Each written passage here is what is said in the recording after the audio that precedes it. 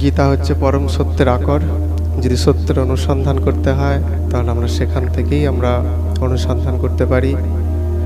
জীব সত্যের অনুসন্ধানকারী, এটাই জীবের পরিচয়। কিন্তু যখন সে এই জড়জগতের ত্রিগুণের আন্ডারে চলে আসে, তখন সে সত্যের পরিবর্তে মিথ্যায় মেতে ওঠে। সেই দিকভ্রান্ত বা পথভ্রান্ত জীবকে পুনরায় সত্যের অনুসন্ধান দেওয়ার জন্যই বা সত্যের অনুসন্ধান করানোর জন্যই পরমেশ্বর ভগবান যুগে যুগে বারবার একই তত্ত্ব, একই দিব্য যে অপ্রাকৃত বিদ্যা বা জ্ঞান, সেটা প্রদান করতে আসেন।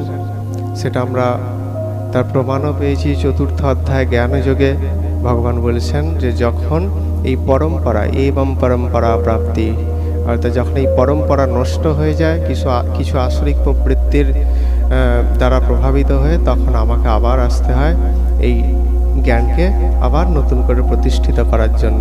কারণ এই জ্ঞানের বাইরে আর কিছু হয় না।